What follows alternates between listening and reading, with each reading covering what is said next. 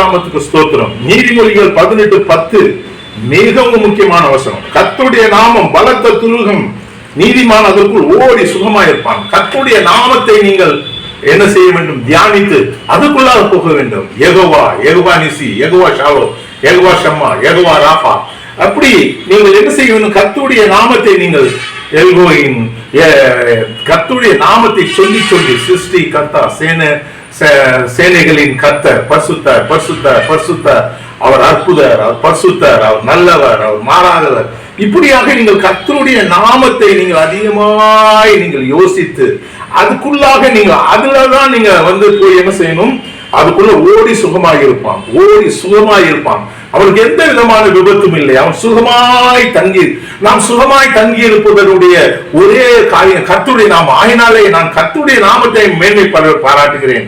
நான் இந்த குதிரைகளுடைய ரதங்களின் மீது நான் என்னுடைய பெருமை, என்னுடைய மேன்மை அல்ல, கர்த்தருடைய நாமத்தை குறித்தே நான் மேன்மை பாராட்டுகிறேன் என்று சங்கீதக்காரன் சொல்கிறான். அதற்கு இணையாக மார்க் 16:17 அந்த விசுவாசிகளால் நடக்கும் அடையாளங்களிலே என்ன சொல்லப்பட்டிருக்கிறது என்றால், என் நாமத்தினாலே பிசாசுகளை துரத்துவார்கள்.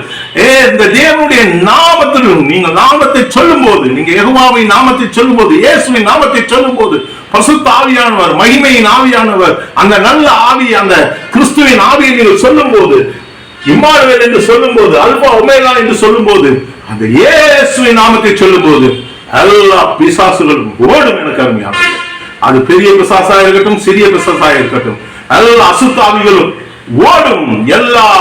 எல்லா விதமான அசுத்தாவிகளும் ஓடும்.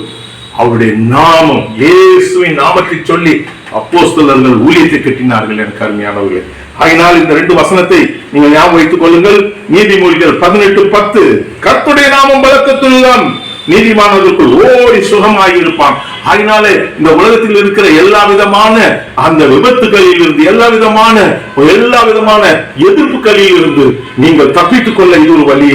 அசுத்தாவியில் இருந்து நீங்கள் விடுதலை பெற இயேசுவின் நாமத்தை சொல்லி நீங்கள் விடுதலை பெறலாம், அந்த அசுத்தாவியை நீக்கலாம்.